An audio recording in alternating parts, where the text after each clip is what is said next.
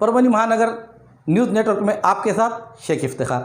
मुस्लिम नुमाइंदा कौंसिल की जानिब से औरंगाबाद के मौलाना आज़ाद रिसर्च सेंटर में याद बाबरी मस्जिद को लेकर सम्मेलन का आयोजन किया गया। बाबरी मस्जिद, अदालती कार्रवाइयाँ, अदल और इंसाफ के तराजू में, इस विषय पर जनाब हाफिज मोहम्मद मुख्तार खान इशाती, जनाब एडवोकेट सुभाष सौंगिंकर, इन्होंने अपने इजहार ख्याल पेश किया। मीडिया ट्रायल और भारतीय मुसलमान, इस बारे में जनाब डॉक्टर तनवीर अहमद, जनाब डॉक्टर बाला साहब जाधव, इन्होंने अपने विचार रखते हुए इसी के साथ बाबरी मस्जिद और हिंदुस्तानी मुसलमान के ताल्लुकात, इस विषय पर मुस्लिम नुमाइंदा कौंसिल के उपाध्यक्ष जनाब मौलाना नोमान नदवी ने अपने ख्यालात पेश किए। मुस्लिम नुमाइंदा कौंसिल के अध्यक्ष जनाब जियाउद्दीन सिद्दीकी, इन्होंने अध्यक्षीय भाषण में अपने विचार व्यक्त किए। कार्यक्रम का समारोह मौलाना अब्दुल क़य्यूम नदवी की दुआ पर किया गया। इस प्रोग्राम में बड़ी संख्या में नागरिक हाजिर थे। कोरोना को देखते हुए मास्क का इस्तेमाल और डिस्टेंसिंग का पालन दिखाई दिया। हमको ये बात पूरी इंसानियत तक पहुंचाना है कि मुसलमान इस जमीन पर जब कभी मस्जिद तामीर करता है, चाहे वो पढ़ा लिखा हो, चाहे वो गरीब हो, चाहे वो अनपढ़ गवार हो, उसके ईमान में, उसकी हरारत में और दीन मोहम्मदी और शरीयत में ये बात सिखाई गई कि नाजायज जमीन पर, हराम की जमीन पर कभी कोई मस्जिद तामीर नहीं की जा सकती। बिरादर इस्लाम, जब ये मस्जिद का फैसला आया, उस फैसले का विरोध करता हूं, उस फैसले के साथ असहमति दर्शाता हूं और इस फैसले का निषेध भी करता हूं, क्योंकि ये जो फैसला है ये हमारे सुप्रीम कोर्ट के 5 जजेस ने दिया हुआ, जिसमें रंजन गोगोई साहब थे, जो इस फैसले के बाद में मोदी सरकार ने राज्यसभा के सांसद चुने। यहीं पे मुझे सबसे बड़ा फ्रॉड लगता है। इस फैसले के पहले इसी रंजन गोगोई साहब के साथ में जब उन्होंने चीफ जस्टिस ऑफ इंडिया थे, तब एक महिला के साथ में मिसबिहेव का केस उनके ऊपर ये आरोप लगाया गया था।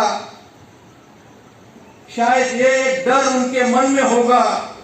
आणि लोक आहेत सर, यांचा मेंदू मीडियाच्या द्वारे हॅक केला जातो, हा आपला प्रश्न आहे। कशाला?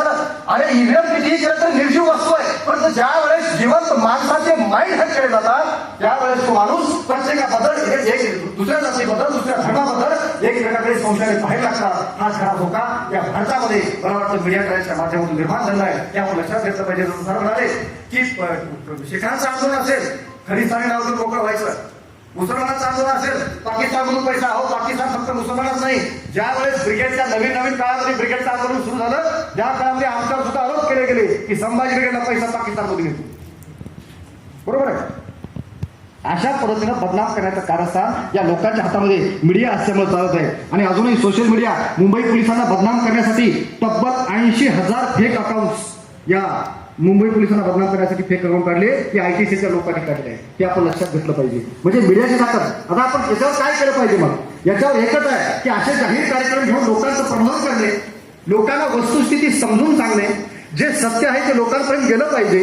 आपल्या हातामध्ये जो सोशल मीडिया आहे तो अतिशय ताकदवार आहे, त्या सोशल मीडियाचा अतिशय सकारात्मक वापर करणे आणि जर एखादी नकारात्मक बातमी आली त्याची सत्यता पडताळून पाहिली पाहिजे की खरंच ही बातमी खरी आहे का, ही बातमी पाठवल्यामुळे कुणाचं नुकसान व्हायला लागलं आणि ही बातमी पाठवल्यामुळे कुणाचा फायदा व्हायला लागला याचा साकल्यानं विचार केला पाहिजे। सतत विवेकबुद्धी जागी ठेवली पाहिजे आणि त्याच्यानंतर ती पोस्ट फॉरवर्ड केली पाहिजे। मला बऱ्याच लोकांचे फोन येतात की एक आमची पोस्ट आहे, त्याच्यानंतर तुमचं काय म्हणणं आहे? मी सरळ ज्या गोष्टीचं मला नॉलेज नाही मी स्पष्ट सांगतो, त्याबद्दल मला माहित नाही, उगाच फॉरवर्ड करत बसत नाही, उगाच पुढे पाठवायचं नाही।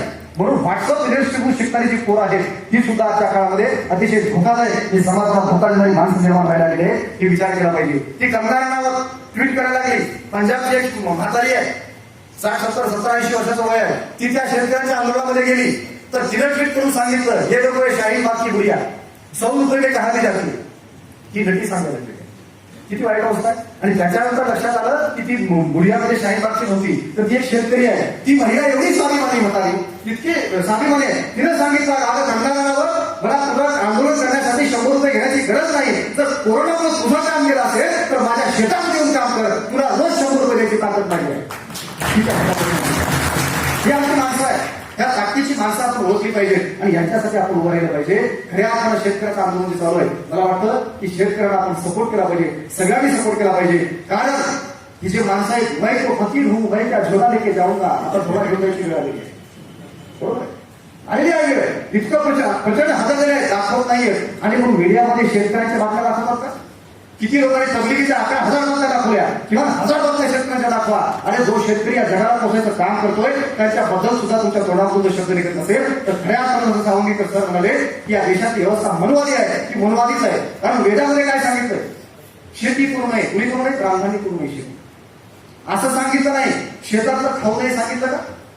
नाही सांगितलं. शेती करू नये, ऐकत खायचं असतं, कष्टाची कामं करू नका, हे सांगायचं काम केलं आहे. म्हणून आपण लक्षात घेतलं पाहिजे, आपण कष्टकरी आहोत, आपण श्रमकरी आहोत, आपण एका विचारधारेची माणसं आहोत आणि आपण माणसाकडे माणूस म्हणून बघितलं पाहिजे. आणि म्हणून जाता जाता काही गोष्टींचा मला खुलासा करणं भाग आहे की ज्यावेळेस सांगण्यात आलं होतं की तबलिगी 13 आणि 15 मार्चला तबलिगी एकत्र आले, तर त्याच्यानंतर काही वर्तमानपत्रामध्ये की कोणकोणती धार्मिक स्थळं किती तारखेपर्यंत उघडी होती याचा एक रेखाजोखा मी तुम्हाला सांगतो. 13 आणि 15 मार्चला तबलिगी एकत्र जमले, बरोबर आहे, 13 ते 15 मार्चला जमले. त्याच्यानंतर सिद्धिविनायक मंदिर आणि महाकालेश्वर मंदिर 16 मार्च पर्यंत चालू होतं, बरोबर आहे. त्याच्यानंतर शिर्डीचं साईबाबा मंदिर आणि शिंगणापूरचं जे शनिदेवाचं मंदिर आहे 17 मार्च पर्यंत चालू होतं. सल्लल्लाहु अलैहि वसल्लम और पूरी उम्मत मुस्लिमा को अल्लाह रब्बुल इज्जत ने किस अंदाज में अल्लाह रब्बुल इज्जत ने फतेह मक्का की तौर पे जो है तो अल्लाह ने नवाजा है.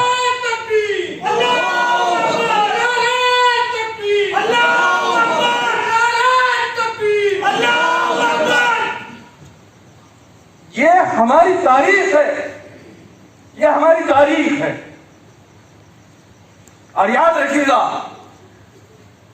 बाबरी मस्जिद की मौजूदा हालत पर मुसलमानों का शरई मौक़िफ़ क्या है?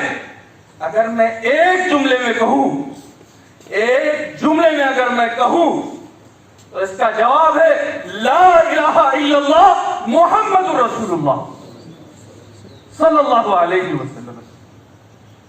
इसका जवाब यही है. क्या मतलब? ला इलाहा इल्लल्लाह मुहम्मदुर रसूलुल्लाह. हमने इस कलमे को समझा नहीं, हमने नहीं समझा, यह हमारी गलती. हमने इस कलमे का मतलब समझ लिया, दाढ़ी रखना, टोपी पहनना, कुर्ता पाजामा पहनना, मस्जिदों में नमाज अदा करना, रोजे रखना. हमारे यहाँ पर एडवोकेट सुभाष सवंगीकर साहब है और डॉक्टर बाला साहब जादव साहब हैं, बड़े नेक नियत लोग हैं, बड़े नेक और साफ हैं. कभी हमने सोचा ये कलमा इन तक क्यों नहीं पहुंचा, क्यों नहीं पहुंचा? अल्लाह के नबी करीम अलैहिस्सलातु वस्सलाम ने बड़ी नरमी के साथ, बड़ी तब के सुलह की थी. हालात की बुनियाद पे अपने आप को बिल्कुल कम तौर पे जो है तो पेश किया था. जितनी उनकी शराइत थी उस सब कबूल की थी. लेकिन वो दौर भी आया, 1-1.5 साल के अरसे में वो दौर आया. फिर देखा है पूरे कायनात ने देखा. हमारे दिलों पे गहरा है. लोग समझते हैं कि हमने ईंट और गारे और पत्थर को हमने निस्फ नाबूद किया. खुदा की कसम, उन्होंने हमारी इज्जत और नामूस को, हमारे वक़ार को, हमारी शरई हैसियत को उन्होंने ललकारा. ठीक है, ये हुआ और तारीख गवाह है इसकी.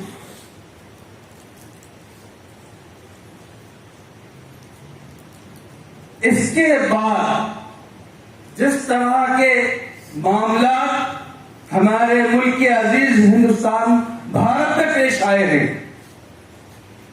वो हालात हमारे लिए बहुत बड़ा सबक थे.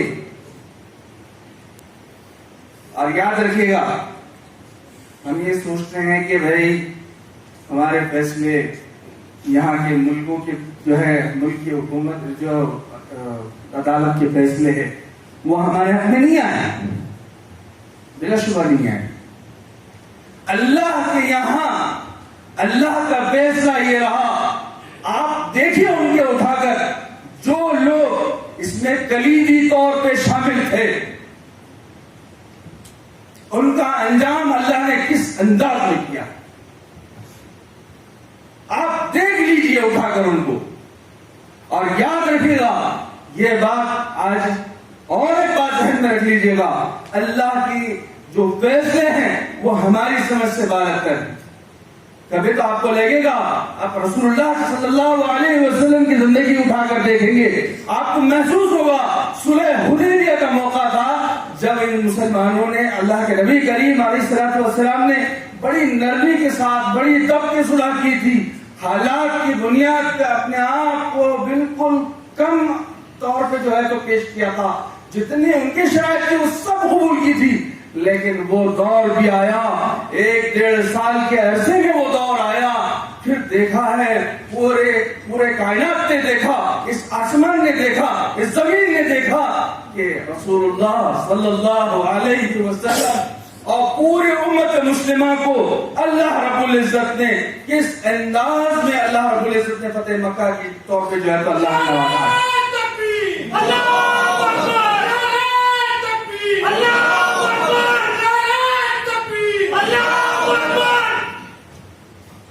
یہ ہماری تاریخ ہے, یہ ہماری تاریخ ہے.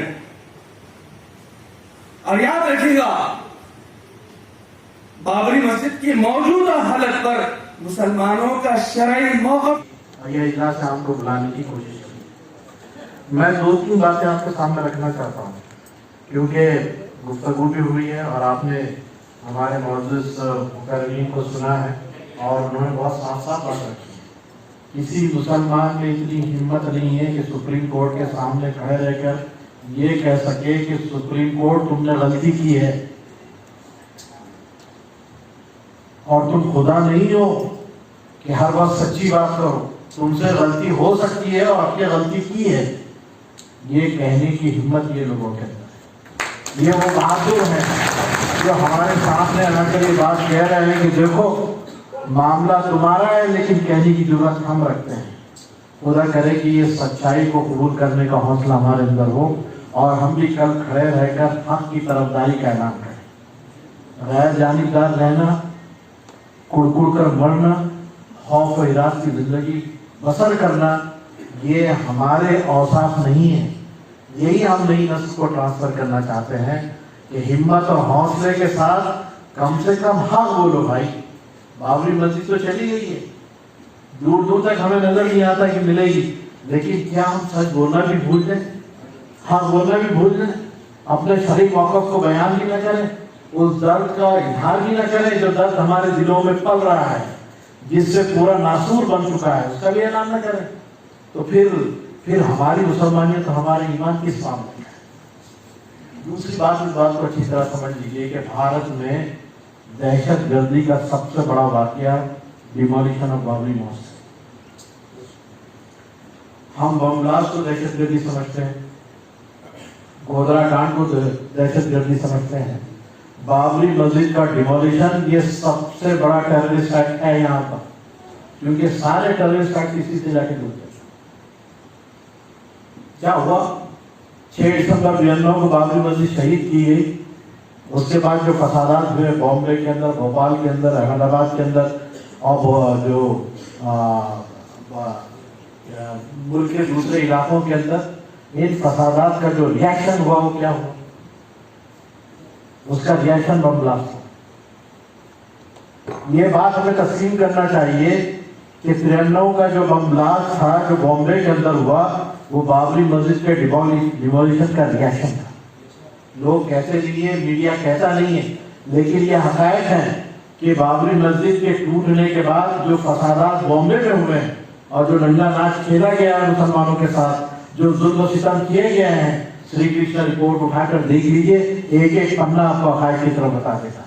سری کرشنا رپورٹ ختم کر دی گئی ہے, اس کو جو ہے کبھی سامنے لایا نہیں جاتا ہے، لیکن اس کے ایک پنے پر وہ سچائیاں ہیں جو ہماری طرفداری کرتی ہے اور ہمیں بتلاتی ہے کہ یہ فہرست ہے جنہوں نے ہتھیاروں کے ساتھ اور فوج اور پھاٹوں کے ساتھ کس طرح مسلم بستیوں پر حملے کیے، ان مسلم بستیوں پر حملے، ان عورتوں کی عزت و ناموس کا جو خاص خیال میں رکھنا، معصوم بچوں کی آہیں، وہ ریاکشن ہے جو مارچ 93 کے بلاسٹ میں تبدیل ہوا ہے۔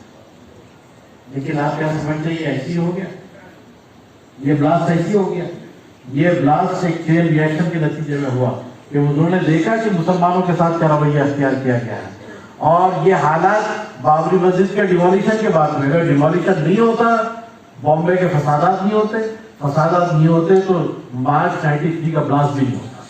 اور اسے لگتے ہوئے جتنے بلاسٹ ہیں، لکھنؤ کا جو بم بلاسٹ تھا جو بامبے کے اندر ہوا، وہ بابری مسجد کے ڈیمولیشن کا ریاکشن تھا۔ لوگ کہتے نہیں ہیں، میڈیا کہتا نہیں ہے، لیکن یہ حقائق ہیں کہ بابری مسجد کے ٹوٹنے کے بعد جو فسادات بامبے میں ہوئے ہیں اور جو ننگا ناچ کھیلا گیا ہے مسلمانوں کے ساتھ، جو ظلم و ستم کیے گئے ہیں، سری کرشنا رپورٹ اٹھا کر دیکھ لیجئے، ایک ایک پنہ آپ کو حقائق کی طرف بتا دے گا۔ سری کرشنا رپورٹ ختم کر دی گئی ہے، اس کو جو ہے کبھی سامنے لایا نہیں جاتا ہے، لیکن اس کے ایک ایک پنے پر وہ سچائیاں ہیں جو ہماری طرفداری کرتی ہے اور ہمیں بتلاتی ہے کہ یہ فہرست ہے جنہوں نے ہتھیاروں کے ساتھ اور فوج اور پھاٹوں کے ساتھ کس طرح مسلم بستیوں پر حملے کیے، ان مسلم بستیوں پر حملے، ان عورتوں کی عزت و ناموس کا جو خاص خیال میں رکھنا، معصوم بچوں کی آہیں، وہ ریاکشن ہے جو مارچ 93 کے بلاسٹ میں تبدیل ہوا ہے۔ لیکن آپ کیا سمجھتے ہیں یہ ایسی ہو گیا؟ یہ بلاسٹ ایسی ہو گیا؟ یہ بلاسٹ ایک چین ریاکشن کے نتیجے میں ہوا کہ انہوں نے دیکھا کہ مسلمانوں کے ساتھ کیا رویہ اختیار کیا گیا ہے، اور یہ حالات بابری مسجد کے ڈیمولیشن کے بعد میں، اگر ڈیمولیشن نہیں ہوتا، بامبے کے فسادات نہیں ہوتے تو مارچ 93 کا بلاسٹ بھی نہیں ہوتا۔ اور اسے لگتے ہوئے جتنے بلاسٹ ہیں۔ परभणी महानगर न्यूज़ नेटवर्क को लाइक करें, शेयर करें, कमेंट्स करें, सब्सक्राइब करना ना भूलें।